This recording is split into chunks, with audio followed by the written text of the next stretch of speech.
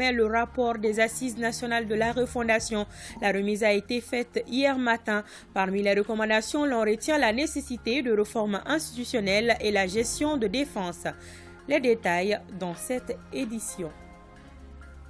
Juste après, nous irons sur le théâtre de l'opération Maliko dans la 6e région militaire de Mopti. Dans le camp militaire de Sévaré, ils sont une centaine de militaires en formation pour faire face aux défis sécuritaires. Merci pour votre fidélité, bonjour et bienvenue à tous.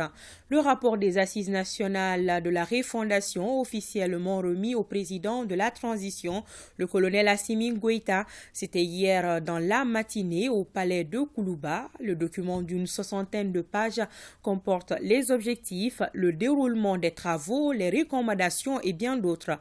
Dans les recommandations, par exemple, on retient la nécessité de réformes institutionnelles et la gestion de défense. Le chef de l'État a félicité toutes les équipes qui ont participé à la réussite de la dite rencontre et a informé qu'un comité national de suivi et évaluation sera mis en place pour la conduite du processus. Les détails de Sira Batili.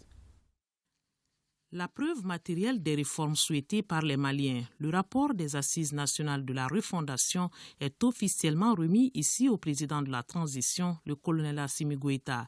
La suite est connue. Il s'agit de veiller à la mise en œuvre des recommandations de ces assises. Après écoute et proposition des Maliens, c'est le moment de la restitution. Les responsables commis à cette tâche l'appellent le temps du bilan. Ce rapport détaille les structures de mise en œuvre et la méthodologie utilisée pour aboutir aux résultats escomptés.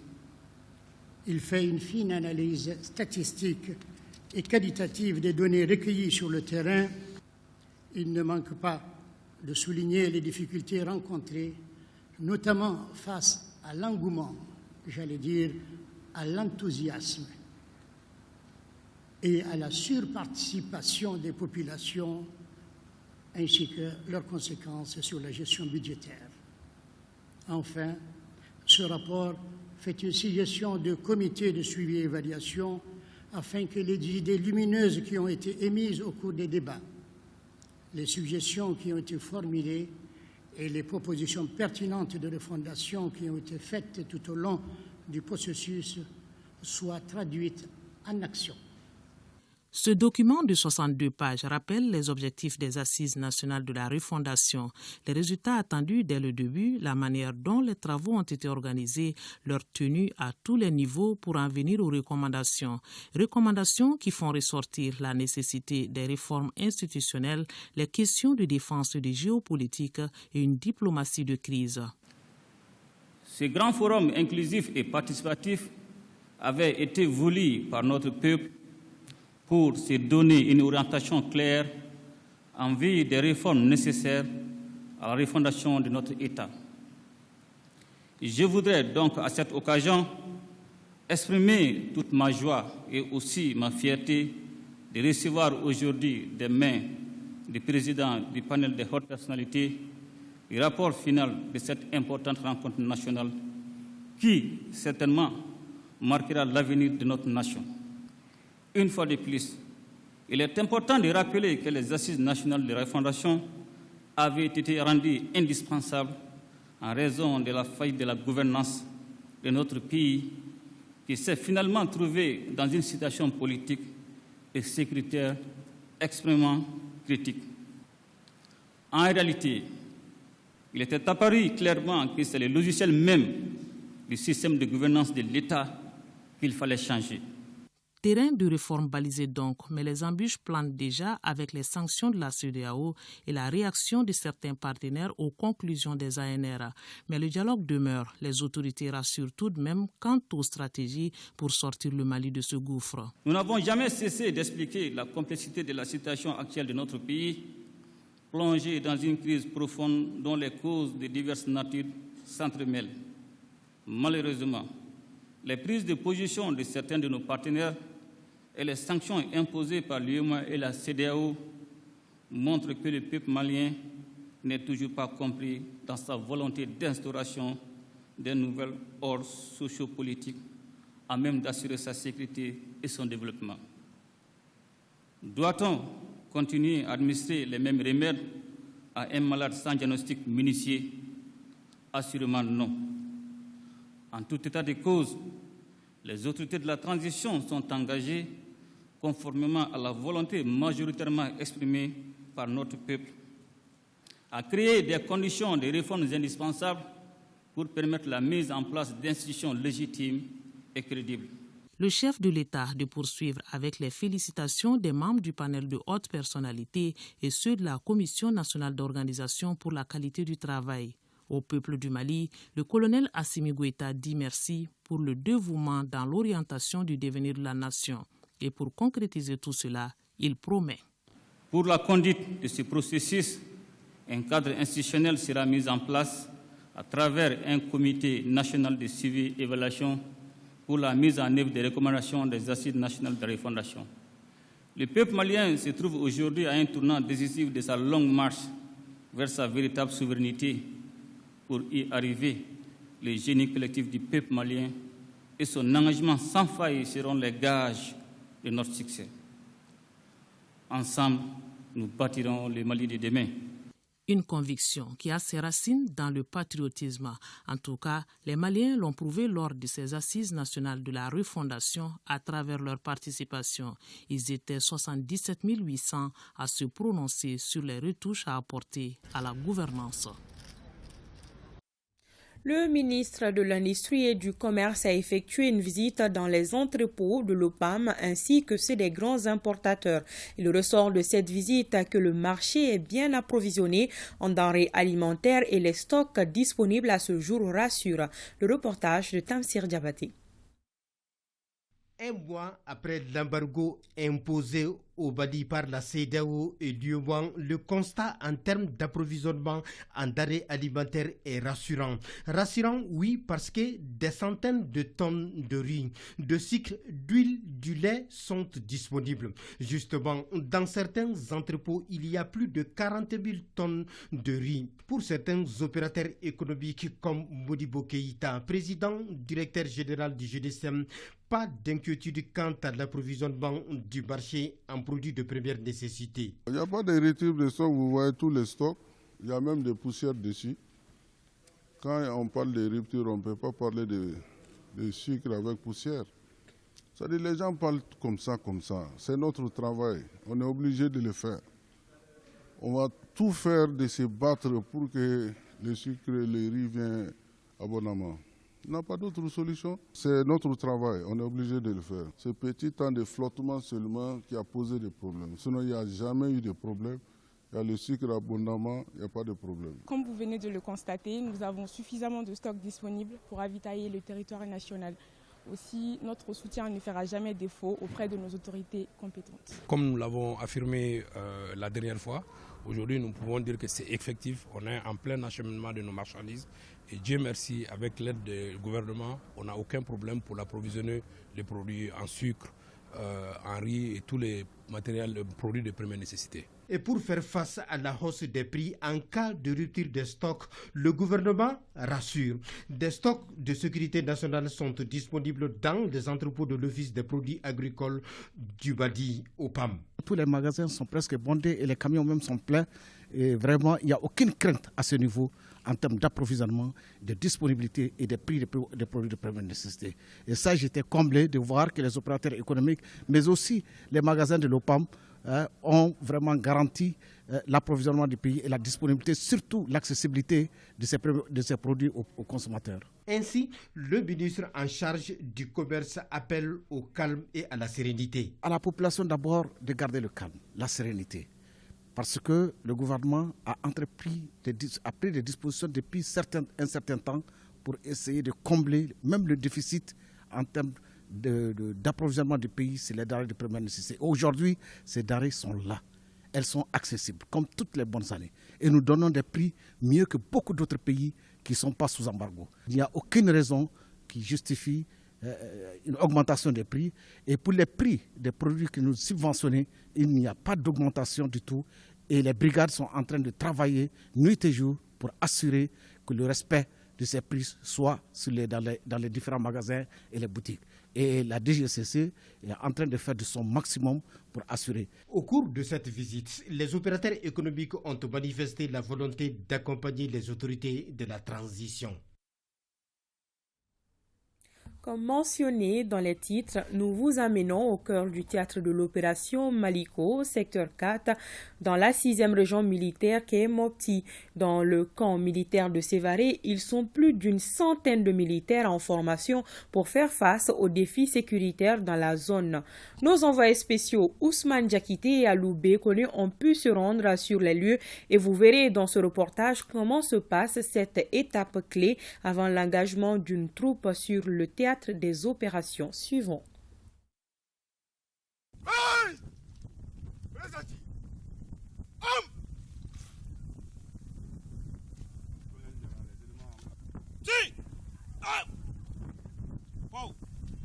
Ici, une centaine d'éléments des forces armées maliennes se préparent activement avant le déploiement sur le terrain.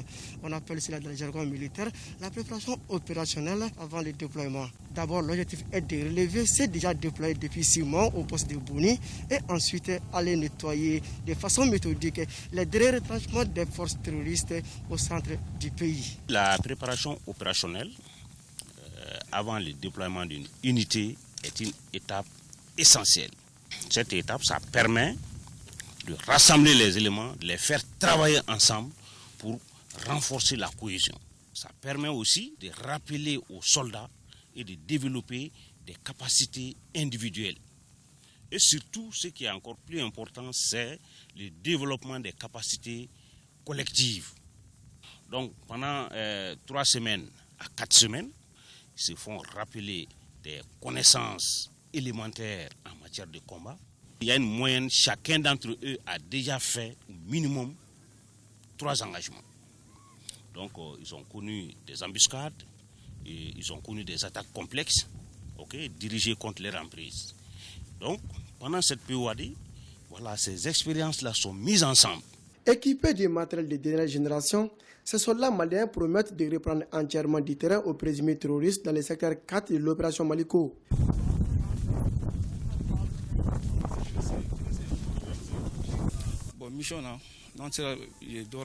Ma mission dans ces déploiements est d'assurer la police judiciaire. Il s'agit en cas d'interpellation d'un suspect de procéder aux enquêtes préliminaires avant son transfert aux unités compétentes. Nous apprenons la tactique pour aller neutraliser l'ennemi sur le terrain. Nous sommes fin prêts pour cela. Au sol, ces éléments du colonel Karim Traoré, commandant de la 6e région militaire, se lancent en effet dans une vaste offensive contre les groupes armés terroristes. À l'issue de cette préparation opérationnelle, il y a une mission de contrôle de l'armée de terre qui vient pour voir si les normes sont respectées, si l'effectif est respecté, si le niveau de commandement y est. Ensuite, il y a une équipe de l'état-major général qui vient pour la certification de l'unité. Sans cette certification, l'unité n'est pas engagée. Et c'est donc un message fort qu'a voulu passer la hiérarchie militaire. Elle montre qu'elle ne reculera devant rien pour sauver les Maliens de la barbarie des terroristes. Pour cela, nos braves soldats sont véritablement engagés et motivés pour nettoyer toutes les zones où ces hommes sans foi ni loi ont pris position.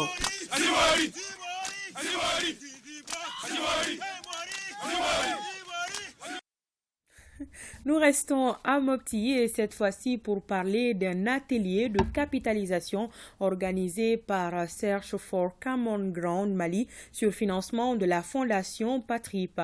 Le but est d'échanger sur le bilan des activités du projet, soutenir le dialogue mené par les jeunes pour la paix et la stabilité du Sahel.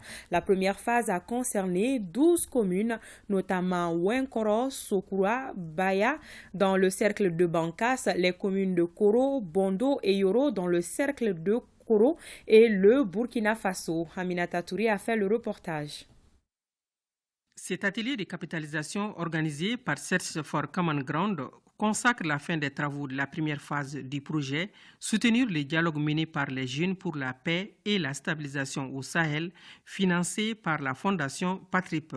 Il s'agit donc de faire le bilan des activités réalisées en vue de faire une projection pour l'avenir. Les conflits inter- et intracommunautaires dans la région du centre ont causé beaucoup de pertes en vies humaines, en matériel ainsi que de déplacements forcés de milliers de personnes, créant de terribles besoins en assistance humanitaire. Nous sommes aussi convaincus que pour que le changement que nous cherchons soit un vecteur de paix, il doit s'inscrire dans la durée et prendre en compte les intérêts de toutes les parties.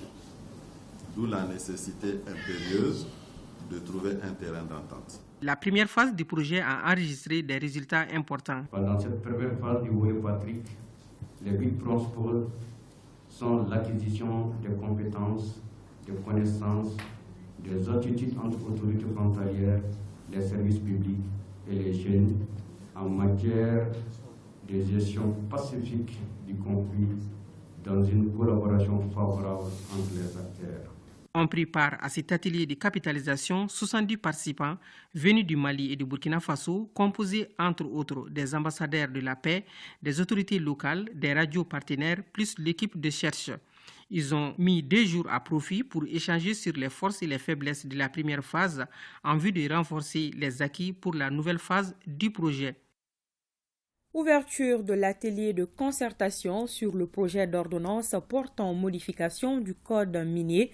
Durant 3 jours, les acteurs en charge des mines doivent échanger sur le nouveau code minier. Il s'agit d'améliorer les textes régissant le secteur, nous dit Saloum Konaté. Comment améliorer le nouveau code régissant le secteur minier au Mali? La question est au centre de 3 jours d'échange entre les membres du secteur minier.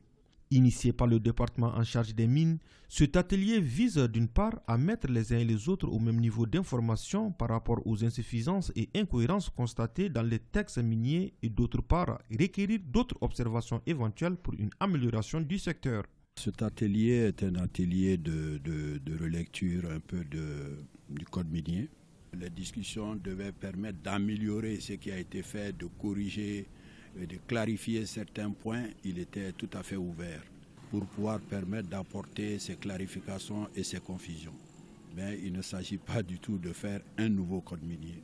Selon le premier responsable du département en charge des mines, ce cadre d'échange vise à mettre en place une réflexion afin que l'or puisse briller davantage pour la population. C'est d'abord un échange permanent, dans le cadre de l'échange permanent, mais c'est aussi vraiment dans le cadre de prendre en compte les aspects vitaux de l'exploitation minière pour ce qui concerne la sauvegarde des intérêts de la République du Mali et des populations maliennes. La crise actuelle aussi nous a renforcé notre conviction à aller vers cette relecture du code minier pour qu'elle puisse être prise en compte, par exemple, la révision du mode de rémunération de l'État dans les sociétés minières. Le ministre Traoré a invité toutes les parties prenantes à faire en sorte que l'exploitation minière puisse être un outil privilégié de croissance économique et de développement social durable et soutenu. L'Association malienne pour la protection des personnes atteintes d'albinisme vient d'organiser un atelier sur la prise en compte de la spécificité du handicap dans la loi 052. La rencontre, qui mobilise une trentaine d'organisations de défense des droits des femmes et des personnes handicapées, vise à favoriser la participation des femmes handicapées à la vie politique et publique. Le compte-rendu de Mariam Koulibaly. Pallier les inégalités de genre dans l'accès aux fonctions nominatives et électives, c'est tout le sens de la loi 050D. Il s'agit pour l'Association malienne pour la protection des personnes atteintes d'albinisme de veiller à l'application effective de la dite loi, mais aussi de permettre la prise en compte des femmes handicapées. D'où la mise en place du projet Équilibrant pour un Mali plus inclusif. Cet atelier vient en complément d'un vide autour des personnes en situation de handicap, précisément les femmes. On a constaté que dans ces 30%-là, les femmes en situation de handicap sont quasi absentes. Le document élaboré au cours de la rencontre de 2 jours propose un quota de 5% à l'endroit des femmes en situation de handicap pour les postes nominatifs et électifs. Quand on regarde tous les textes et les instruments juridiques que le Mali a signés et ratifiés, qui prennent en compte les droits des personnes handicapées. Donc ce projet Équilibrons le Mali vient vraiment en appui à ces instruments juridiques nationaux et internationaux. Nous allons nous impliquer et nous allons faire bouger les choses, changer la vision des Maliens sur le handicap. Le présent atelier sera suivi des actions de plaidoyer en vue de faciliter l'adoption de la dite proposition. Pourquoi facturer le répondeur alors que le consommateur de téléphone mobile n'a pas émis de message à son correspondant? La question a suscité des incompréhensions entre le réseau malien des consommateurs de téléphonie mobile Remacotem, Orange Mali et Sotelma Malitel. Le Remacotem a donc organisé un point de presse pour expliquer la décision de la justice et le contentieux avec les 2 opérateurs de téléphonie mobile sur cette affaire. Pour plus de précision, écoutons le président du Remacotem. Les propos de Dr Adaman Traoré sont recueillis par notre reporter Mohamed Kanyantao. Le répondeur, c'est quoi? Moi, j'ai pris mon téléphone, c'est pour avoir mes besoins. Quand j'appelle quelqu'un qui puisse avoir cette personne-là. Le répondeur, ça veut dire, moi, je cherche mon correspondant. Je n'ai pas mon correspondant. Il y a une voix qui m'annonce « Désolé, votre correspondant est momentanément injoignable. Si vous voulez laisser un message après le bip sonore. » C'est toi qui parles tout seul. Moi, je ne t'ai pas demandé ça. Moi, je demande à avoir seulement mon correspondant. Mais tu m'annonces qu'il n'est pas joignable pour l'instant, il est absent. Si tu veux laisser un message. OK. Alors, maintenant, il y a 2 choses qui se présentent au consommateur. Si, après l'annonce, tu dis au bip sonore, vous pouvez laisser votre message. Si moi j'accepte que je vais laisser mon message au bip sonore, en ce moment je te laisse parler et au bip sonore, je commence à laisser mon message. Ça veut dire en ce moment que j'ai utilisé ton service. Quand ce que toi tu annonces là ne m'engage pas. C'est toi qui parles tout seul. Ce que toi tu dis là, c'est ça qui me fait payer. Tu parles tout seul et ensuite tu me fais payer ta propre annonce.